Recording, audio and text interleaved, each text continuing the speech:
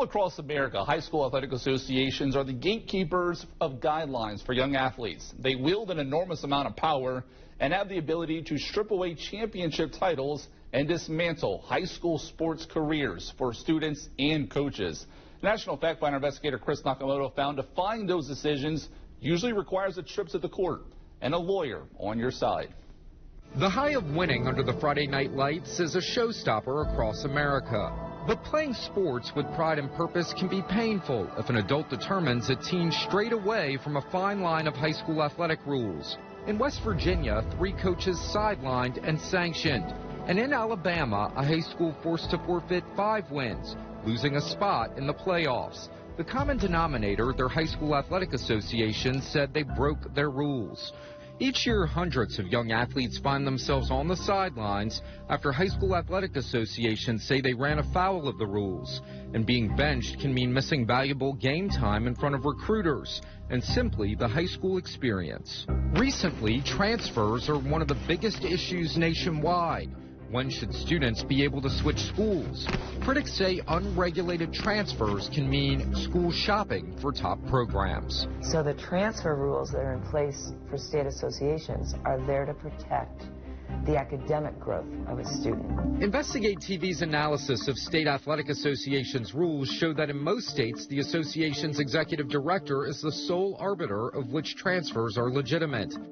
Outside of a judge overturning a decision made by a high school athletic association in court, there's not much that can be done when there's a bad call.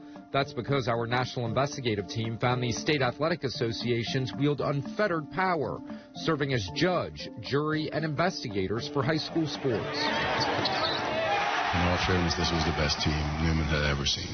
No one knows this harsh reality better than Isidore Newman's basketball team in New Orleans, which was stripped of its state titles, and Newman's coach suspended days before winter break last year over alleged recruiting violations. What a Christmas present. Lawyers say the school in Livingston had scant details about the decision that was made behind closed doors and no way to dispute the allegations. Oh, and by the way, kids, every game that y'all were part of for the last 3 years, they're all losses now. Weeks later, a judge temporarily overturned the Athletic Association's decision, restoring Newman's wins and Livingston as coach, while the court process continues.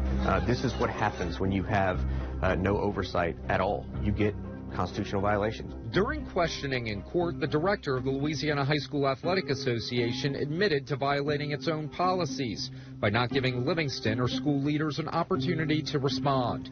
You violated your own rules, though, correct? Yes, sir, Eddie Bonine, head of the LHSAA, responded.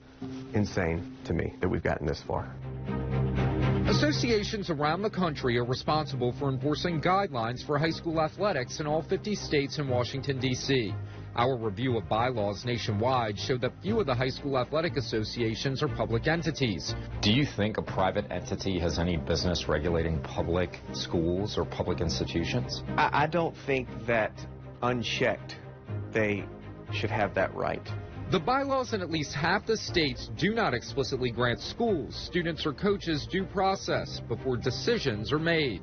It's a little fiefdom that they have where they have no oversight. And while some applaud the rules and say they're there for a reason, others want legislative oversight in all 50 states.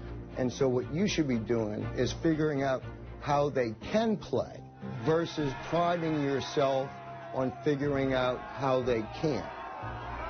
And if you have a story, we do want to hear from you. All you have to do is call us or email our investigators at the address you see there on your screen.